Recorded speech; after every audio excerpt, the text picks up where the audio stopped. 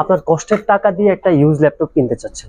এখন মার্কেটে কিন্তু এরকম অনেক ল্যাপটপ আছে যে রিপেয়ার করা ল্যাপটপ বা কপি পার্টস লাগানো ল্যাপটপ আপনাদেরকে অরিজিনাল বলে সেল করতেছে, অনেক আছে।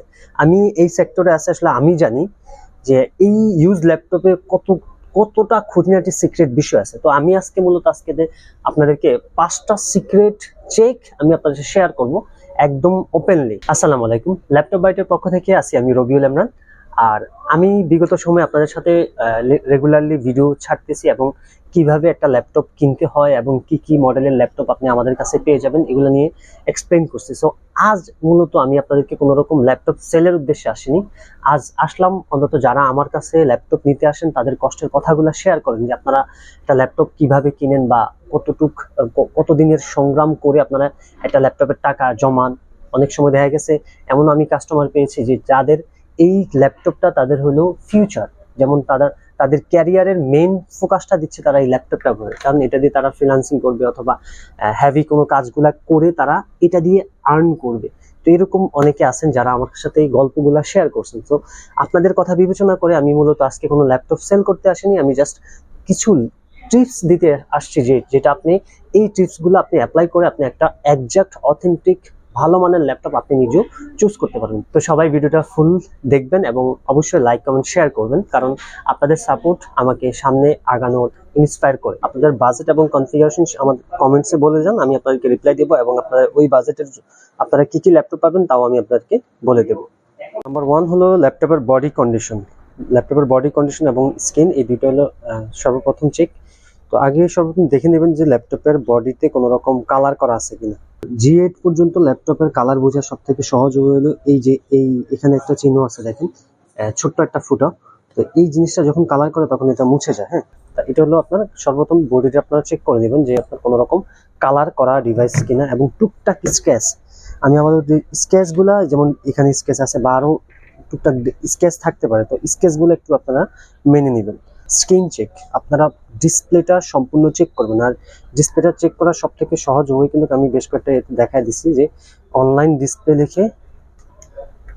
ডিসপ্লে টেস্ট লিখে সার্চ করলে আপনারা এখান থেকে ডিসপ্লেটা চেক করে নেবেন। এই যে ইজো মনিটর থেকে ডিসপ্লেটা গ্রিন স্ক্যান রেড স্ক্যান এগুলোতে গিয়ে ভালো করে একদম সাইডগুলো এবং ভিতরে কোনো রকম পিক্সেল আছে কিনা এগুলো একটু ভালো করে দেখে নেবেন, যাতে কোনো রকম ডেড পিক্সেল অথবা বড় মেজর কোনো ডিসপ্লেতে গ্রিন লাইনে জাতীয় কোনো কিছু যাতে না থাকে, এটা একটু দেখে নেবেন।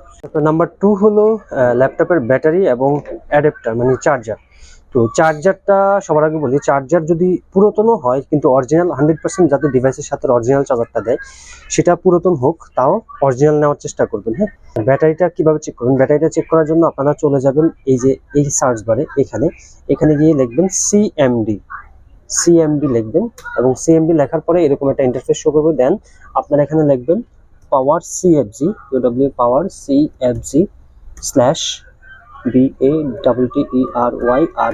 BATTERYREPORT battery report, power CFG slash battery report লিখে সার্চ করবেন। দেন আপনাকে একটা লিঙ্ক দিবে, এই যে সি থেকে এই পর্যন্ত আপনারা এটা কপি করে নেবেন। যেমন আমি এটা কপি করে নিচ্ছি, Ctrl+C দিয়ে কপি করে এখন যে কোনো একটা ব্রাউজার অথবা এই সার্চ বার এখানে জাস্ট Ctrl+V দিয়ে এটা পেস্ট করে ইন্টার ক্লিক করবেন। ইন্টার ক্লিক করার পর দেখেন এটার ব্যাটারিটার কন্ডিশন কি আছে। এই যে 53,000 mAh ওয়াটের ব্যাটারি, এটা যখন ব্র্যান্ড নিউ ছিল তখন 53,000 mAh ওয়াট ব্যাটারি এবং বর্তমান ফুল চার্জ ক্যাপাসিটি আছে 44,000। এখন দেখেন সাইকেল কাউন্ট মাত্র 3, এটা অবিশ্বাস্য। তো এই সাইকেল কাউন্টটা রিমুভ হয়। সাইকেল কাউন্ট ম্যাটার না, মেন হলো আপনারা দেখবেন যে ডিজাইন ক্যাপাসিটি এবং ফুল চার্জ ক্যাপাসিটির ভিতরে কতটুকু গ্যাপ আছে।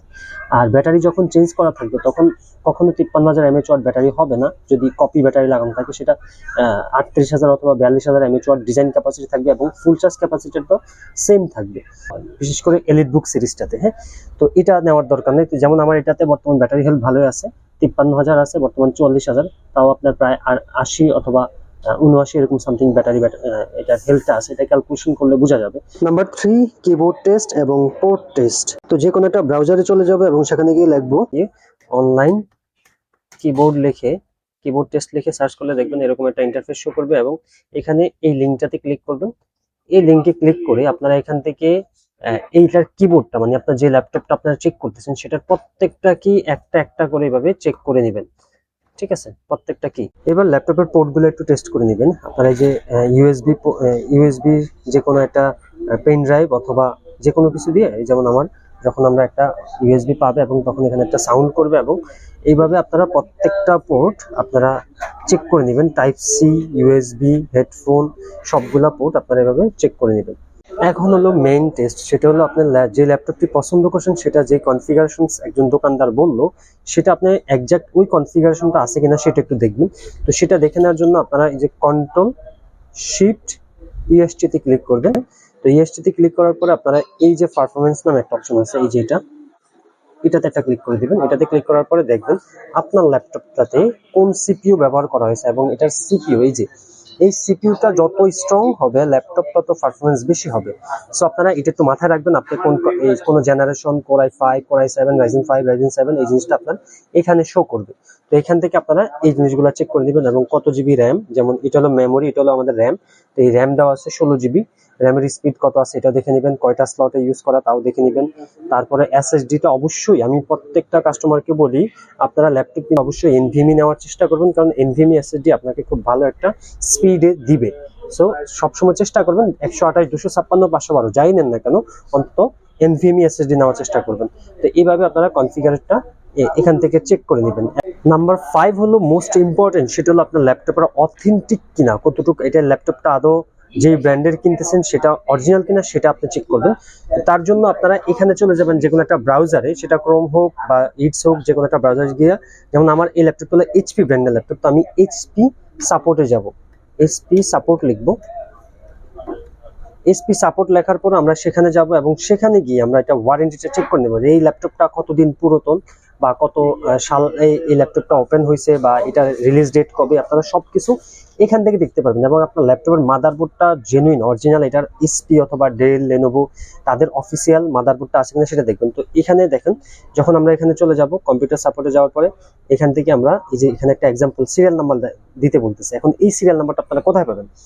এসপির ক্ষেত্রে হয় FNEST ক্লিক করলে অনেক সময় সিরিয়াল নাম্বারটা চলে আসে, অথবা আপনারা এই যে আমার চলে আসছে এখান থেকে দেখেন FNEST, যে FN+EST ক্লিক করার পরে আমাদের এই সিরিয়াল নাম্বারটা চলে আসছে, এখান থেকে কপি করে নেবেন।